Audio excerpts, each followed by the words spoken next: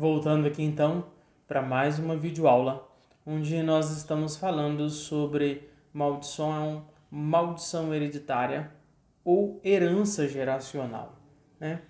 Na verdade, é um tema que a Bíblia já aborda há muito tempo e que hoje nós temos visto de uma forma muito clara, muito evidente, através da psicologia, que é essa questão dos traços de caráter, essa hereditariedade comportamental, essa questão do impacto, e tudo isso envolve essa dinâmica que originalmente está trabalhando aqui dentro da Bíblia.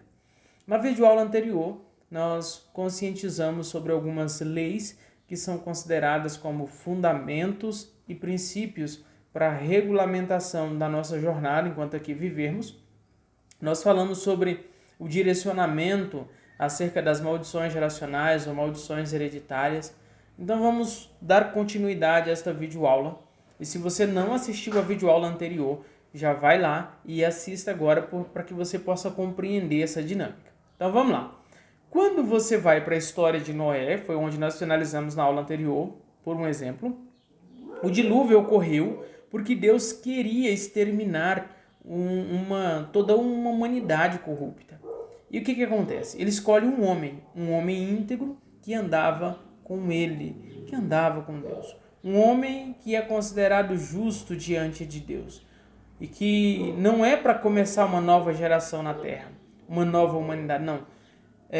Noé, naquele momento, Noé tinha 3 filhos. Qual era mesmo o nome dos filhos de Noé? Lembra qual é? Sem, Cã, Jafé. Isso mesmo, né? E teve um dos filhos de Noé que viu o pai nu. Você lembra qual foi? Foi Sem, Cã ou Jafé? Lembrou? Isso mesmo, foi Cã. Cã viu o pai nu. E Cã não cobriu a nudez do pai, mas envergonhou o pai, expondo, a nudez do pai para os irmãos. Cã chamou os irmãos para ver o pai bêbado e nu. E aí, quando o pai acorda da sua bebedeira, acorda daquele porre e descobre o que aconteceu, ele profere uma maldição. Ele profere uma palavra de maldição. Maldito seja quem? Quem é mesmo? Maldito seja Canaã. Mas quem é Canaã? Se os filhos de Noé eram Sem, Cã e Jafé. Noé tinha 3 filhos. Então Canaã é filho de Cã. Mas quem transgrediu foi Cã. E quem é responsabilizado? Canaã. E aqui não é só um pecado. Quando nós falamos de pecado, existe a responsabilidade individual, né? Mas aqui não é sobre pecado, aqui a gente está falando sobre princípio, um princípio de honra. Existe uma ordem que ainda não tinha sido estabelecida, mas essa ordem ela já existe desde o princípio, que é o princípio da honra, tá? Então, Canaã não honra Cã não honra o seu pai. E aí, por desonrar o seu pai, agora o seu pai diz: maldito seja Canaã. Canaã é filho de Cã. Mas quem transgrediu foi Cã. E quem agora vai pagar a multa é Canaã. Mas presta bem atenção. Quem herda a consequência geracional de Cã é o filho dele, que o nome dele é Canaã. E é assim na Bíblia toda, nós precisamos pensar sobre isso. A herança espiritual é uma consequência para as outras gerações das quebras de princípios dos antepassados. E aí, para você entender por que isso está escrito, nós olhamos lá no livro de Levítico, capítulo de número 26, que fala sobre bênção e maldição. E aí, a partir do verso 3, vai falar de bênçãos, a partir do 13 vai falar de maldições. E quando chega lá no 40, depois de falar de todas as maldições, ele diz assim: mas se confessares as vossas iniquidades e as iniquidades que os vossos pais cometeram contra mim, e ainda diz mais, se tornarem por bem o castigo da iniquidade, se tomarem por bem o castigo da iniquidade, eu me lembrarei da minha aliança com Isaque, com Jacó e com Abraão, e da terra me lembrarei. Se o quê? Se confessarem as iniquidades dos seus pais. Por que eu preciso confessar as iniquidades? É pela minha responsabilidade, é pela minha transgressão. Por que eu preciso confessar dos meus pais? Porque a herança que resultou da iniquidade dos meus pais está comigo. Lembra que nós falamos sobre herança na videoaula anterior? A herança, ela está ligada a um princípio da filiação. Se eu sou filho, sou herdeiro. Se eu sou filho, tenho direito à herança. Então, se eu não reconheço que essa herança é justa, porque Deus está dizendo, tomem por bem o castigo, porque Deus tem uma lei, porque o mundo espiritual ele trabalha de forma legítima, legal. Por que ele escreveu na lei dele? Ele escreveu lá na lei acerca da aplicação das leis de Deus, e ele diz que essa lei é imutável, essa lei é um estatuto perpétuo, ou seja, passarão os céus e a terra, mas ela não passará. E Jesus fala isso lá no livro de Mateus, né? Passarão os céus e a terra, mas essa palavra não passará.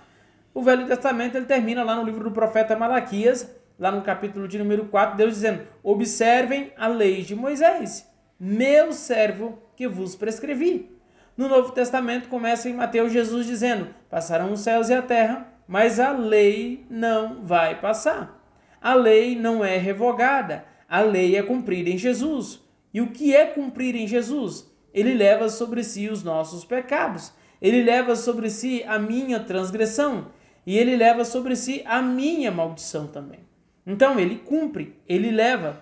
Agora, se eu não reconheço o meu pecado, não adianta ele levar o meu pecado sobre ele, porque a Bíblia diz, arrependei-vos e convertei-vos para que sejam cancelados os vossos pecados.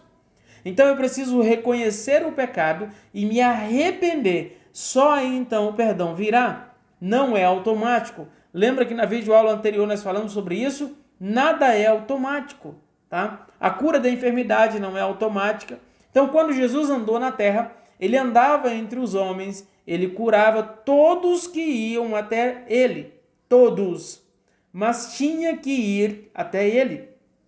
Ele não entrava nas aldeias soprando cura e curando indistintamente. Não era assim que funcionava. Era preciso ir a ele. Às vezes era tão óbvio que a pessoa precisava responder, gritar. Lembra do cego lá, do cego Bartimeu? Jesus, filho de Davi, tem compaixão de mim. O que aquele moço queria? Ele não queria um abraço, ele não queria um autógrafo, ele não queria um aperto de mão, mas é preciso que ele diga isso. E Jesus chega para ele e diz, o que queres que eu te faça? E ele fala, eu quero ver, eu quero ver. E só então vem a bênção da cura. Então eram levados a ele, às vezes até mesmo diante de uma dificuldade enorme para chegar até ele, como a mulher do fluxo de sangue, que teve que interromper uma multidão, passar no meio de pessoas que discriminavam para somente tocar nas vestes de Jesus. Ou até mesmo aquele homem, aquele que era tetraplégico, que foi descido na sua cama entre os amigos de Jesus, quando levaram-no até o telhado para descer no lugar onde Jesus estava pregando. E aí, você acha que Jesus não sabia que aquele homem precisava de cura? Mas era preciso que houvesse uma contrapartida da parte dele, uma ação da parte dele. Então, presta atenção. Nós estamos falando sobre maldição geracional, bênção geracional, maldição geracional, maldição hereditária, dentro desse módulo especificamente, para te trazer consciência e clareza. Pastor, mas eu não concordo com isso. Eu já mostrei para você lá na videoaula anterior que não é se você concorda ou não concorda, é o que está escrito. Está escrito? É isso. Ok. Pecado tem responsabilidade pessoal, sim. Agora, existe um boleto, tá? Não é só a responsabilidade pessoal, tem um impacto na responsabilidade coletiva. Então vamos lá, voltando aqui para essa videoaula. As pessoas elas têm uma ação em busca desse depósito. Lembra que eu falei para você na videoaula anterior? Lembra que eu falei para você que é ilegal eu ir ao banco querer sacar um dinheiro. Se eu chegar no banco hoje e quiser sacar R$1 milhão, sendo que eu não depositei ou alguém não fez esse depósito para mim, é ilegal, isso é assalto. Porque o reino de Deus ele é regido por leis, por princípios e por fundamentos. Então nós precisamos atentar-nos aos princípios e fundamentos estabelecidos no reino de Deus, tá? Então, é muito importante, porque quando a gente tenta se apropriar de algo que não é nosso, isso é ilegítimo, tá? Então, olhando aqui, Jesus curava, Jesus sarava, Jesus libertava, mas tinha que ir até ele, tinha uma contrapartida do indivíduo, né? Faz sentido isso para você? Então, isso aqui é muito interessante, porque no mundo espiritual, tudo tem uma estrutura organizacional funcionando. Então, é preciso renunciar. É interessante porque, falando aqui sobre maldição hereditária, a gente acha que, eu recebi uma herança, eu não quero a herança e tá tudo bem. Eu rejeito essa herança. Eu rejeito isso em nome de Jesus e eu não aceito isso na minha vida. E resolve isso? É claro que não. Se você é herdeiro, se você tem direito a uma herança, tá? Só tem uma forma de você abster-se dessa herança. Você precisa renunciar de forma legal. Você precisa renunciar o direito de herança no mundo físico, tá? Você precisa renunciar ao direito de herança de forma legal perante um tribunal. Por quê? Porque não é só dizer, não quero essa herança. Mas como assim? Não é só assim.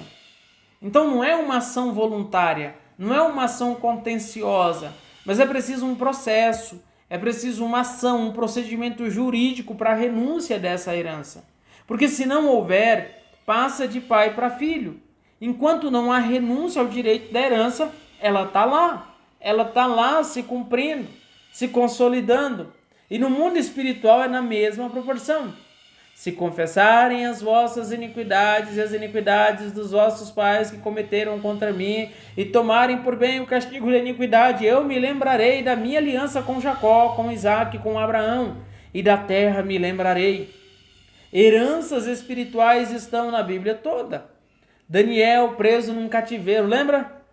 Preso num cativeiro lá na Babilônia, 70 anos. Lá no capítulo 9, Daniel começa dizendo que era o ano do rei Dário, que era um ano de um tal de Dário lá, filho de Susana. E Daniel vê pelos livros de Jeremias que o tempo do cativeiro deveria durar em torno de 70 anos. E já havia 70 anos que eles estavam lá. E aí ele vai fazer o quê? Confessar os pecados dele, dos pais, dos antepassados, como está escrito no ano da idade. Porque está dizendo para mim e para você que Daniel foi preso na Babilônia por Nabucodonosor. Estava preso porque havia um legado geracional para ele. Então, quando você vai para o livro do profeta Jeremias, você vai ver no capítulo 1 Deus dizendo para aquele povo, e no capítulo 2 dizendo, por que vocês entraram na terra fértil, que mana leite e mel, onde eu os coloquei, e vocês chegaram a essa casa e não invocaram as minhas leis, não guardaram os sacerdotes, não fizeram o que era certo. Os profetas profetizaram por Baal, foram atrás de ídolos e mais ídolos, idolatria, abominação total, abominação a Deus. E aí Deus diz, por causa disso, eu ainda pleitearei convosco e até com os filhos dos vossos filhos. Filho de filho é neto. Então Daniel entendeu que ele era neto. Neto de quem? Daqueles que foram responsáveis pelo cativeiro. Terceira geração estava presa na Babilônia.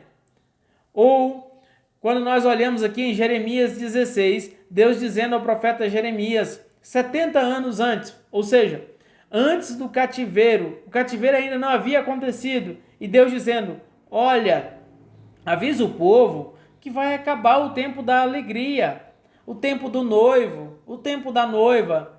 Isso era um adágio em Israel, tempo de alegria. E aí o profeta, quando você anunciar isso, o povo vai dizer, por que Deus está bravo? Por que Deus está nos ameaçando com esse mal? E aí Deus diz para o profeta, aí você vai dizer para o povo o seguinte, porque os vossos pais me deixaram e foram atrás de ídolos, coisa de nenhum proveito. Presta atenção, se tem uma coisa que Israel saiu curado da Babilônia foi de idolatria. porque lá eles tiveram uma overdose de idolatria. E em resumo, o que nós estamos trazendo aqui acerca dos paradigmas espirituais, trazendo esse conceito para que você possa ter clareza, tá? Não é para te assustar, não é para te causar culpa, é quem tem ouvidos, ouça o que o Espírito diz à igreja. Então, a partir de agora, a partir dessa consciência, você pode romper com maldições, com maldições geracionais, com maldições hereditárias. A partir de agora, confessando maldições, confessando pecados que geram maldições. E se você acredita ou não acredita, não tem problema. Se você não acredita, não tem problema. O mundo espiritual não se move pelo que você acredita.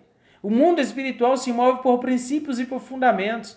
Então, se você acredita, corre atrás, para que você possa entender quantas prisões na sua família, quantas prisões na sua casa. Por que tanta falcatrua repetitiva na família? Por que tanto divórcio na família? Por que tanto homicídio? Por que tanta bebedice? Por que tantas coisas repetidas? Tantas perdas financeiras repetidas? Tantas enfermidades repetidas? Tá? Então, geração após geração, isso são causa de heranças espirituais. Tá? Então, eu quero só finalizar com você aqui, com essa informação, porque eu preciso deixar isso muito bem claro. Lei da responsabilidade é uma lei. Lei da herança é outra lei. Ok? Lei da responsabilidade causa morte. O salário do pecado é a morte.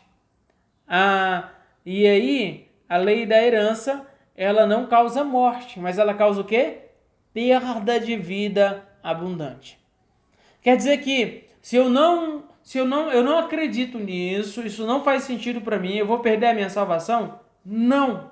Mas você não vai desfrutar de toda a vida abundante que Deus preparou para você.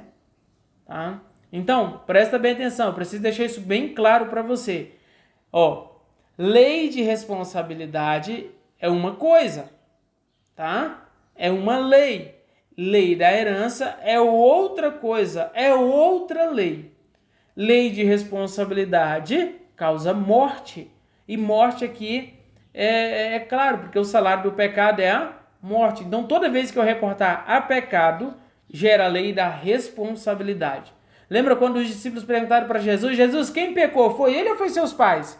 E Jesus repreende e diz: nem ele pecou e nem os seus pais pecaram. Isso aqui ele está falando sobre pecado, é responsabilidade. A lei da responsabilidade é individual, tá? Agora, a lei da herança é coletiva. Presta atenção, lei da responsabilidade e lei da herança. Lei da responsabilidade causa morte, o salário do pecado é a morte. Lei da herança causa perda de vida abundante. Quando nós olhamos para o livro de Daniel, Daniel não tinha vida abundante no cativeiro porque ele tinha uma herança espiritual. E Daniel decide se posicionar diante dessa herança e ele vive uma virada.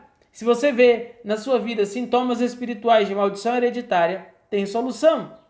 Tem solução sim, mas para isso a gente precisa mapear, identificar, trazer no altar do Senhor e assim buscar esse arrependimento, posicionamento para que o Senhor se lembre de nós. Tá bom?